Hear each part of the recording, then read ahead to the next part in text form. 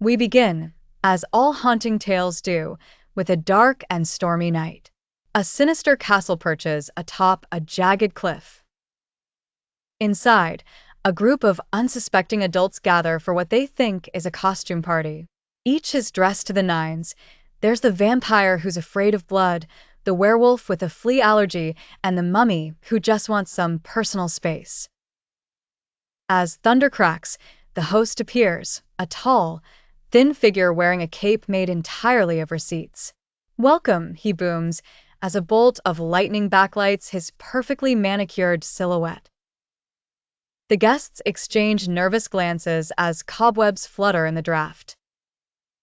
Cut to the living room, where the party games begin. First up, pin the tail on the zombie. Contestants, blindfolded, are spun in dizzying circles and set loose. The result? A line of zombies with tails stuck to foreheads, knees, and in one case the chandelier. But that's just the appetizer. Elsewhere in the cartoon anthology, we zoom in on a graveyard at midnight, where three ghouls are gathered by a fresh grave. They're not mourning, they're comparing smartphone cameras, determined to see which model takes the best night mode photos. The oldest ghoul grumbles about how, in his day, horror was black and white and had a respectable amount of film grain. The youngest tries to capture a selfie, only to discover the camera doesn't recognize her invisible reflection. After a moment of awkward silence, the ghouls shrug and post a picture of the gravestone to their social feed, #undeadandunfiltered. Meanwhile, at a suburban cul-de-sac, an adult woman nervously approaches a house with a trick or treaters welcome sign. She rings the doorbell. The door creaks open and there's a real monster inside, a tax auditor, armed with spreadsheets and a laser pointer. Screaming, the woman flees, dropping a bag of candy corn, which the auditor calmly logs as an unreported asset. We pivot to another short, in which two adults are preparing to watch a horror movie marathon. Popcorn in bowls, lights dimmed, just the right level of fake cobwebs strung along the furniture. But as the credits roll, the real horror begins, not in the on-screen film, but as the remote slips irretrievably between the couch cushions. The pair reach, stretch, and finally dive headfirst into the couch itself, only to find themselves transported to the shadowy dimension where all lost remotes, socks, and phone chargers reside.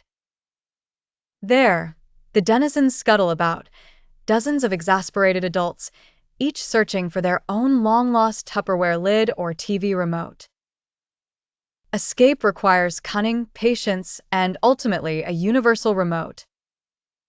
In a different corner of Cartoon Box, a mad scientist lab is bustling with activity.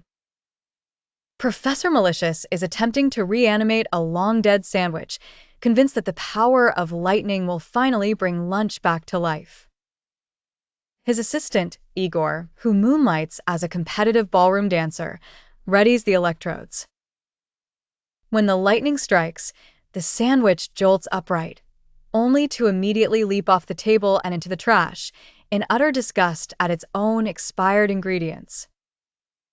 The professor sighs, marks Resurrect Sandwich as a failed experiment, and starts brainstorming about pizza. Elsewhere, we peek in on a haunted office building. The cleaning crew, a cohort of battle-hardened adults, have endured every late-night printer jam and forgotten coffee mug imaginable. So when the ghosts emerge, flickering the lights and rattling the water cooler, they're nonplussed. One cleaner flicks a vacuum on, announcing, "We do night shifts. What could you possibly do to scare us?" The ghosts ponder, then sheepishly disappear, unable to compete with the terror of fluorescent lights at 2 a.m.